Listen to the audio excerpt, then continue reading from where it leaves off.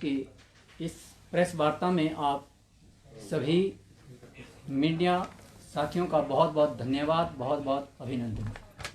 साथियों, जैसा कि आप सभी को मालूम है कि हम अपने नियमितीकरण की मांग को लेकर पिछले साल इसी सर्दी के मौसम में जनवरी और फरवरी में डीसी ऑफिस के बाहर शांतिपूर्ण ढंग से जो है हमने अपनी मांग को सरकार के समक्ष रखा था। लेकिन सरकार की विडंबना देखिए कि 46 दिन तक हमें उस कंपकपाती ठंड में जो है हमारी कोई सूझ नहीं ली गई।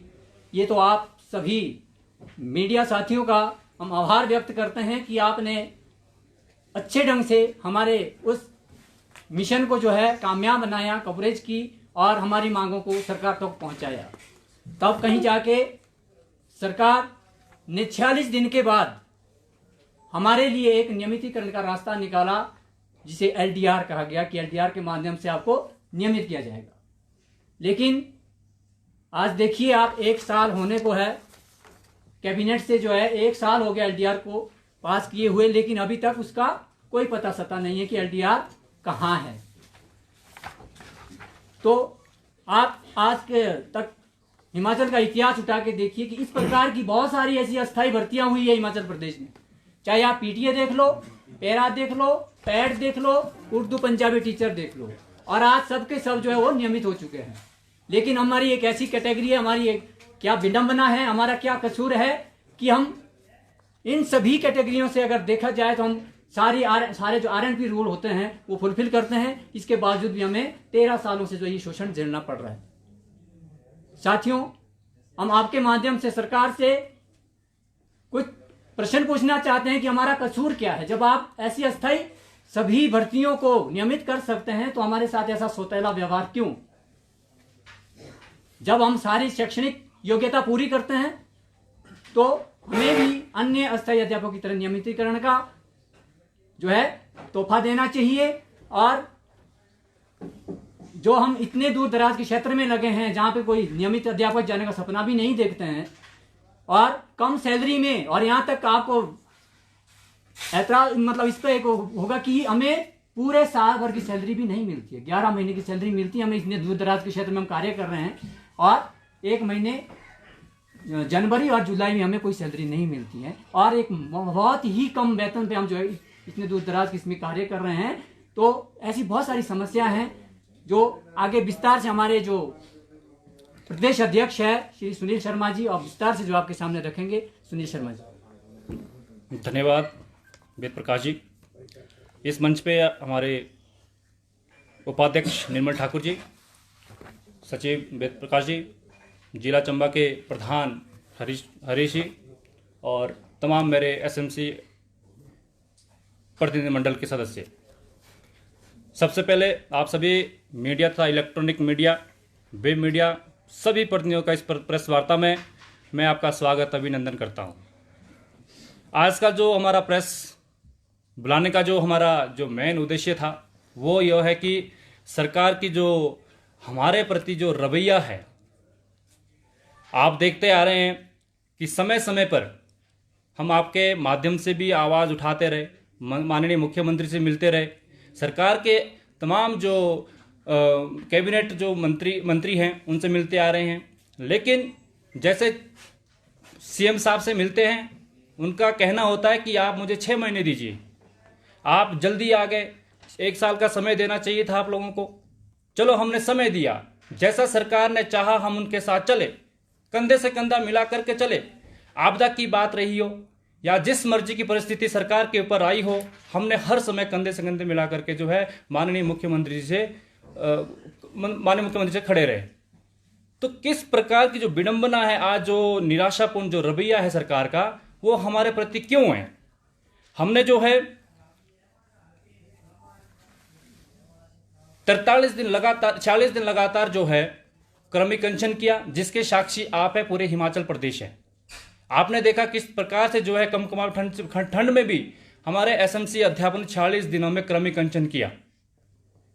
और उसके पश्चात जब सरकार से हमारे कुछ लोग जब मिलने जाते थे कि भाई सर ऐसे से जो हमारे गार्जियन हैं, हमारे जो लोग थे, जो हमारे हितैषी थे, उन्होंने समय समय पे सरकार को भी अवगत कराया कि सर हमारे बच्चे बाहर ठिठुर रहे हैं इस ठंड में, आप उनका संज्ञान लें।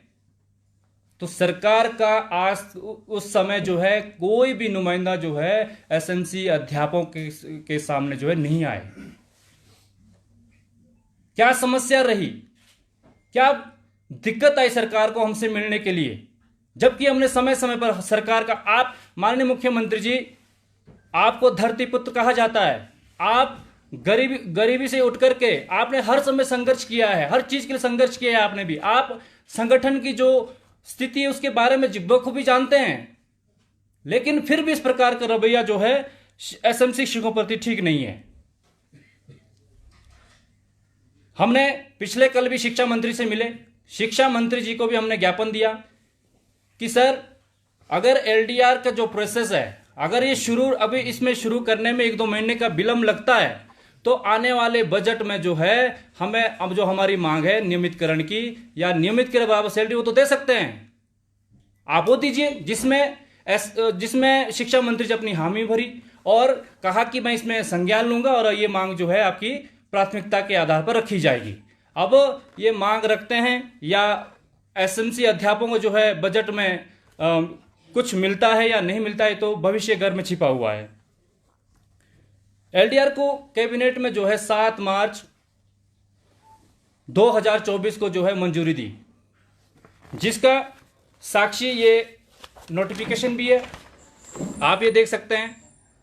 और उसके बाद जब एलडीआर से प्रस्ताव, कैबिनेट से एलडीआर प्रस्ताव पारित होता है तो अपने पेज पे माननीय मुख्यमंत्री जी ये चीज जो है डालते हैं कि 2401 एसएमसी शिक्षकों को जो है सीमित सीधी भर्ती के माध्यम से अनुबंध आधार पर लाया जाएगा, लेकिन अभी तक इस पर कोई भी संज्ञान माननीय मुख्यमंत्री जी ने नहीं लिया है।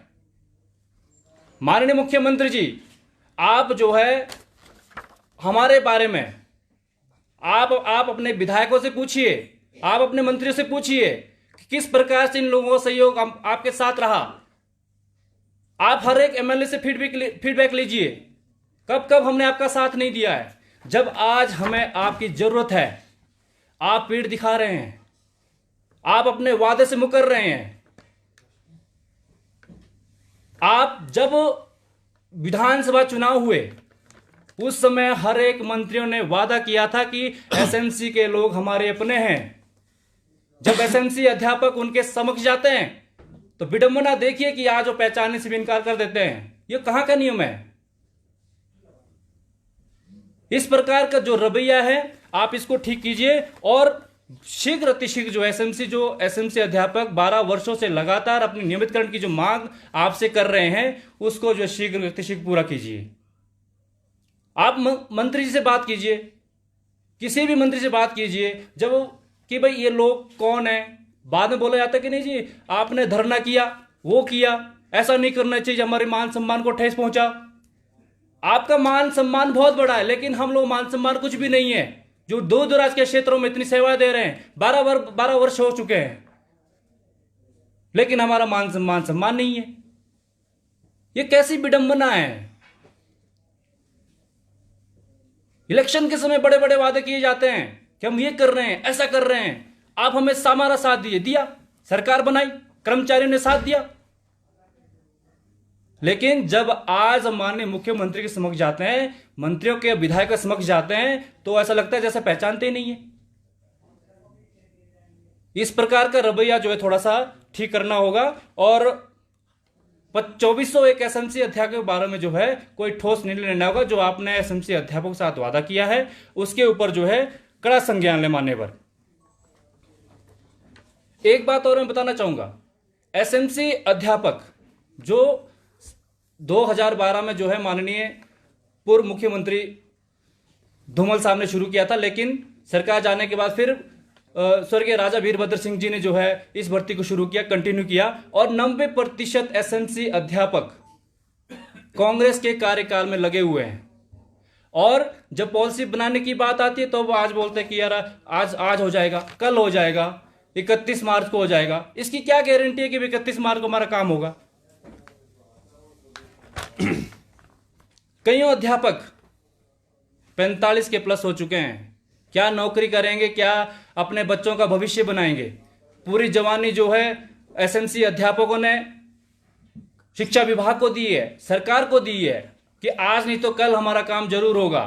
लेकिन जहां तक हम देख रहे हैं, सरकार से मिलते आ रहे हैं, आज नहीं कल, कल नहीं परसों, यही चला आ रहा है।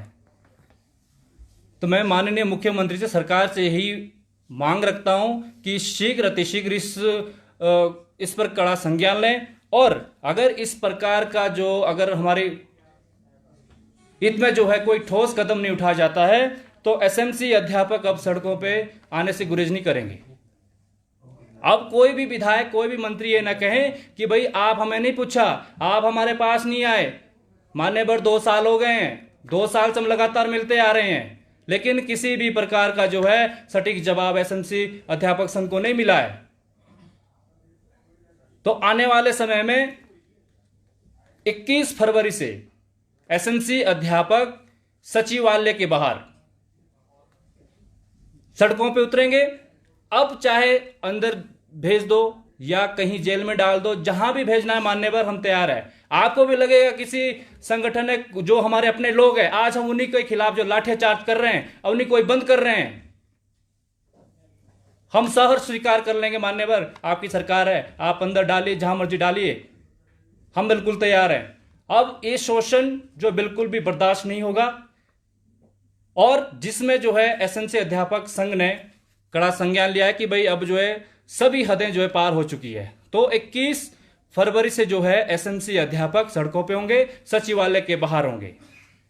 तो आज हमारा इस बैठक का यही उद्देश्य था कि भाई हमने सरकार तक जो है आपके माध्यम से अपनी आवाज पहुंचानी थी। अगली बात हमारी थोड़ी सी प्रदेश प्रवक्ता निर्मल ठाकुर जी रखेंगे, जो हमारे कार्यकारिणी में उपाध्यक्ष भी हैं।